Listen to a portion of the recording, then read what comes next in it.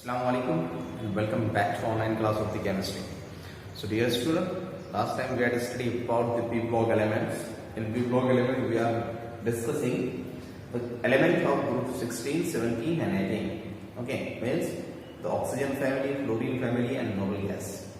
Okay, so in the last video we had seen about the physical property of the group 15, 16 and 17. And also we had seen the anomalous behavior of oxygen and fluorine. Okay, now today we are going to discuss a very important topic, that is oxidation state.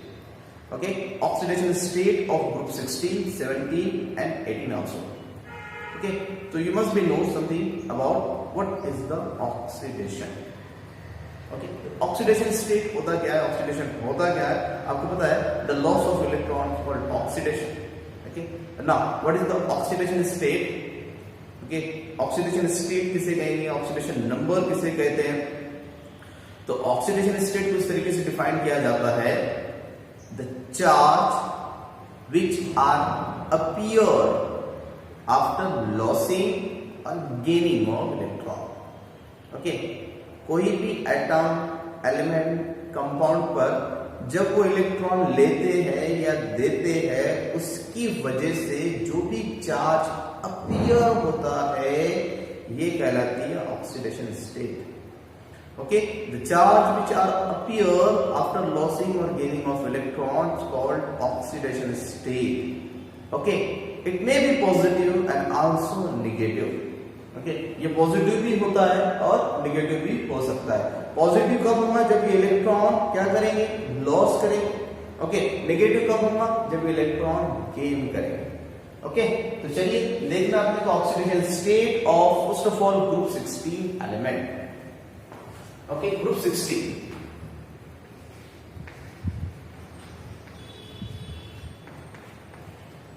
Group 16 की जो element है वह है oxygen, sulphur, selenium, tellurium and polonium. Okay, इनकी सबकी general electronic configuration है NS2 NP4. Okay, अब ये जो मैक्सिमम इलेक्ट्रॉन गेन कर सकते हैं to complete the octet they need 2 electrons. इनका लास्ट शेल जो भी होगा n शेल, उसके अंदर टोटल इलेक्ट्रॉन की क्वांटिटी है 2 + 4 मतलब 6. आपको पता है एलिमेंट जब भी इलेक्ट्रॉन लेते हैं देते हैं सिर्फ और सिर्फ किस चीज के लिए, they want to complete their octet. वो अपना ऑक्टेट कंप्लीट करना चाहते हैं, है ना. और ऑक्टेट आपको पता है किसे कहते हैं कि भाई कोई भी एलिमेंट अपने लास्ट शेल में अगर 8 इलेक्ट्रॉन रखता है तो वो क्या होता है, स्टेबल होता है, जैसे नोबल गैस होती है. ओके, तो इनको कितनी की जरूरत है इलेक्ट्रॉन की, तो ये अगर 2 इलेक्ट्रॉन गेन करते हैं तो ये हो जाएगी इनकी माइनस ऑक्सीडेशन स्टेट. यानी 2 इलेक्ट्रॉन के गेन करने की वजह से कौन से ऑक्सीडेशन स्टेट शो करेंगे, माइनस. ओके, और ये इलेक्ट्रॉन लॉस भी कर सकते हैं. ओके, तो इलेक्ट्रॉन लॉस करेंगे किस तरीके से करेंगे कि भाई यहां से अगर हम इसकी इलेक्ट्रॉनिक कॉन्फ़िगरेशन बनाए बॉक्स डायग्राम तो इस तरीके से बनाएंगे. 2 इलेक्ट्रॉन, p के अंदर कितने इलेक्ट्रॉन, टोटल 4, 1 2 3 एंड फोर्थ वाला इलेक्ट्रॉन किस तरीके से पेयर फॉर्म में लिखेंगे. ओके, तो यहां से ये इलेक्ट्रॉन लॉस कर सकते हैं, ये इलेक्ट्रॉन लॉस होगा, ये इलेक्ट्रॉन लॉस होगा, तो +2 ऑक्सीडेशन स्टेट बताएंगे. ओके, और अगर ये वाले इलेक्ट्रॉन भी अगर ये लॉस करते हैं तो क्या बताएंगे, +4 ऑक्सीडेशन स्टेट बताएंगे. और यहां से अगर ये 2 इलेक्ट्रॉन भी अगर लॉस करते हैं तो ये कौन से ऑक्सीडेशन स्टेट बताएंगे, +6. ओके, तो अगर हम कंबाइन अगर बात करें overall oxidation state of group 16 तो ये -2 से +6 तक बताते हैं.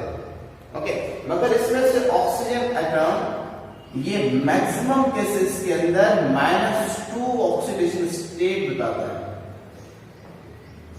कुछ ही रेयर केसेस है जहां पर ये +2 ऑक्सीडेशन स्टेट भी शो करता है, जैसे इन केस ऑफ OF2.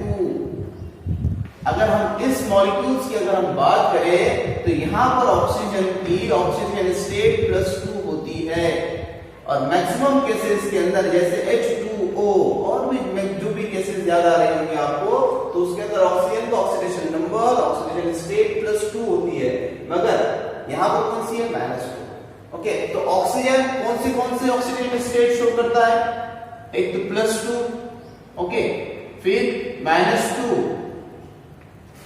और in case of peroxide, peroxide सुने होंगे आपने, ओके, H2O2 या फिर Na2O2, पेरोक्साइड के अंदर ऑक्सीजन की ऑक्सीडेशन स्टेट -1 होती है। Is it clear? ओके, सो अगर हम बात करें ऑक्सीजन की ऑक्सीडेशन स्टेट की, तो ये +2 भी शो करता है, -2 भी शो करेगा और -1 भी शो करता है। बच्चे फिर दूसरे element sulphur, selenium, polonium and polonium, okay, तो ये एलिमेंट +2, +4 और +6 ऑक्सीडेशन स्टेट शो करते हैं। ठीक है, कुछ इंपॉर्टेंट पॉइंट है वो याद रखना आपको कि भाई +6 जो ऑक्सीडेशन स्टेट है वो डाउन द ग्रुप, अगर हम इसकी बात करें तो इसकी स्टेबिलिटी क्या होती है, इंक्रीज होती है।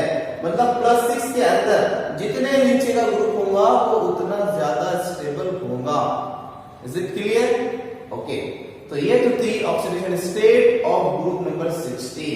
नाउ अगर हम बात कर रहे हैं oxidation state of group number 17 की, तो ग्रुप नंबर 17 जिसको हम हैलोजन फैमिली भी कहते हैं, इसके अंदर कौन से एलिमेंट है, fluorine, chlorine, bromine and iodine. इन सब की जनरल इलेक्ट्रॉनिक कॉन्फ़िगरेशन की बात करें तो होती है NS2 NP5।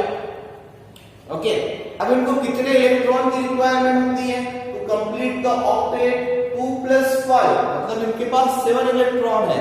अगर इनको 1 इलेक्ट्रॉन मिल जाए तो ये अपना ऑक्टेट कंप्लीट कर लेते हैं, स्टेबल हो जाएगा। तो ये 1 इलेक्ट्रॉन लेते हैं, अगर ये 1 इलेक्ट्रॉन लेते हैं अगर, ओके, तो 1 इलेक्ट्रॉन लेने की वजह से क्या हो जाएंगे, स्टेबल। तो 1 इलेक्ट्रॉन लेने की वजह से ये -1 इलेक्ट्रॉनिक कॉन्फ़िगरेशन शो करते हैं। ओके, अब इनकी बॉक्स डायग्राम इस तरीके से बना सकते हैं। P के अंदर टोटल कितने इलेक्ट्रॉन है, 5, तो कितने बॉक्स बनते हैं P में, 3, 1 2 3 इस तरीके से, और 2 पेयर होंगे, एक अनपेयर। ओके, तो अगर ये यहां से इलेक्ट्रॉन लॉस करते हैं, तो जब इलेक्ट्रॉन लॉस करेंगे तो प्लस ऑक्सीडेशन स्टेट शो करेंगे, तो ये +1 भी बता सकता है। ओके, और अगर दो यहां से इलेक्ट्रॉन लॉस करते हैं तो +1 एंड 2 इलेक्ट्रॉन और लॉस करने के बाद में +3 बताएंगे, दो यहां से लॉस करने के बाद में +5 बताएंगे, और दो यहां से भी लॉस करने के बाद में +7। इस तरीके से ऑक्सीडेशन स्टेट शो करते हैं।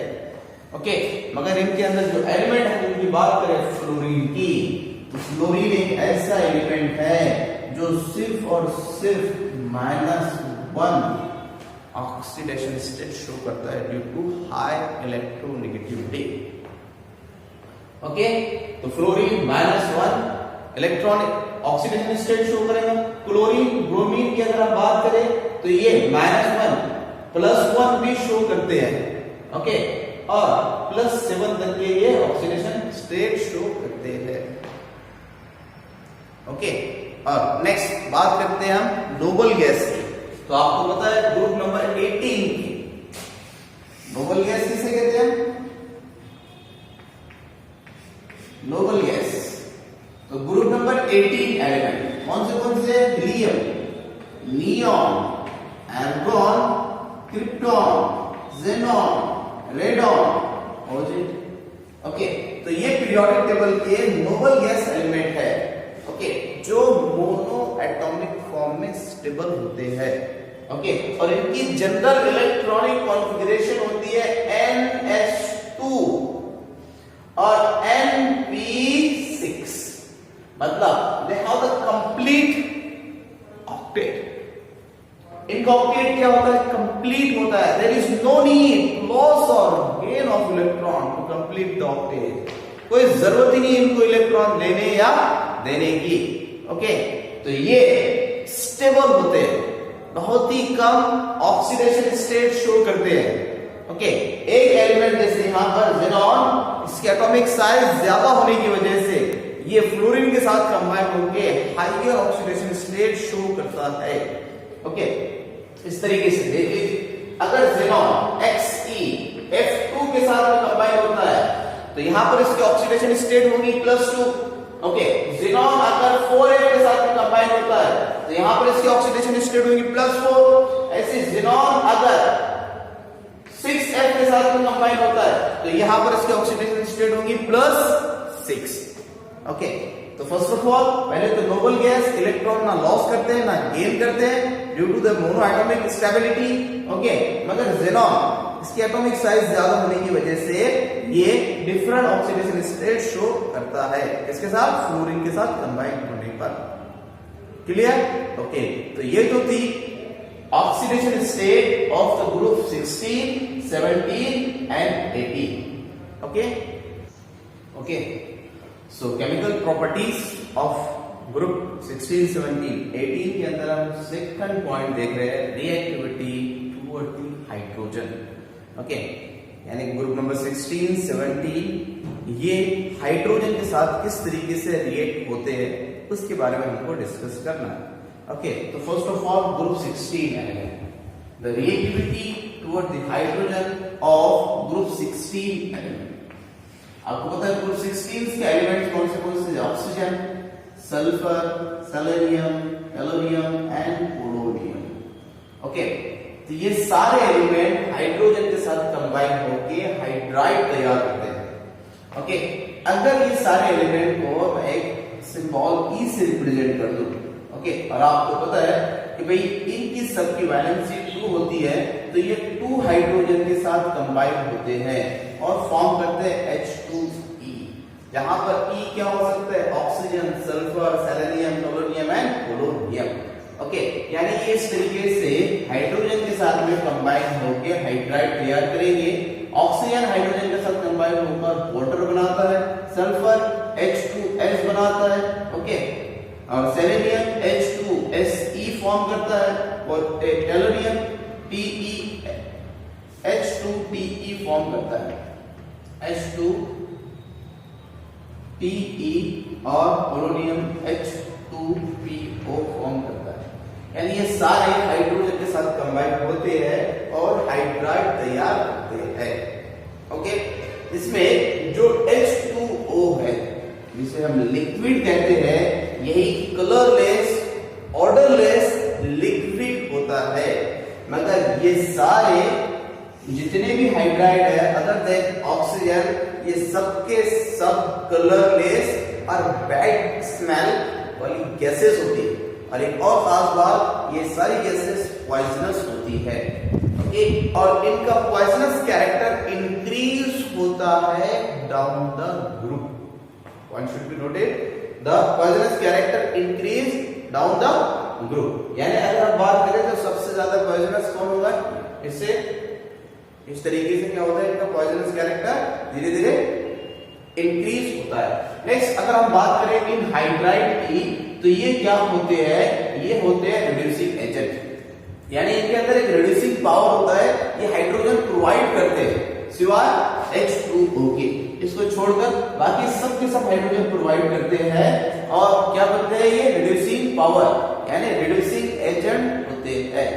ओके, और इनका रिड्यूसिंग पावर क्या होगा? डाउन द ग्रुप इंक्रीज होता है। रिड्यूसिंग पावर क्या होगा इनका? Reducing power down the group increase होता है।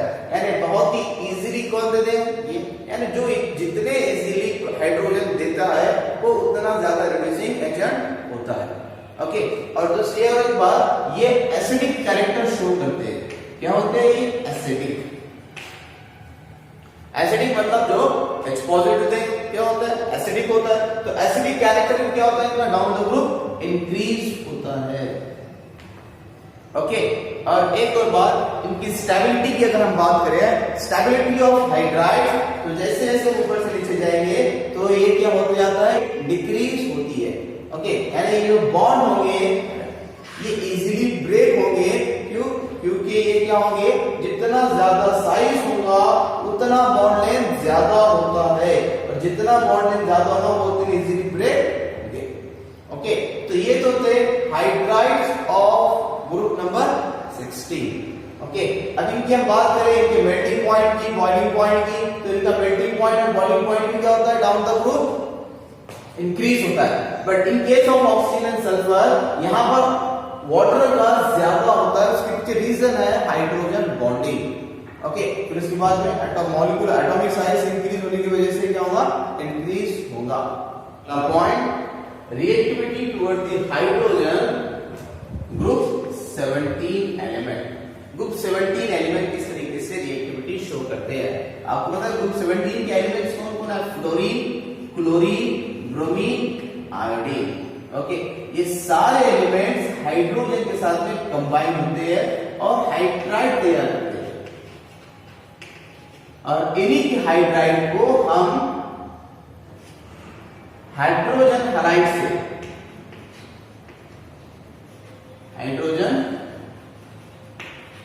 से जानते हैं। ठीक है, जैसे फ्लोरीन हाइड्रोजन के साथ कंबाइन होगा HF फॉर्म करता है, क्लोरीन हाइड्रोजन के साथ कंबाइन होकर HCl फॉर्म करता है, ब्रोमीन HBr फॉर्म करता है, और आयोडीन HI फॉर्म करता है। ओके, इनकी वैलेंसी 1 होती है, इसीलिए ये 1 हाइड्रोजन के साथ ही कंबाइन हो पाते हैं। तो ये इस तरीके से हाइड्राइड तैयार करते हैं, इसको हम एसिड भी कहते हैं। ओके, और एसिड कौन होता है, जो प्रोटॉन डोनेट करता है।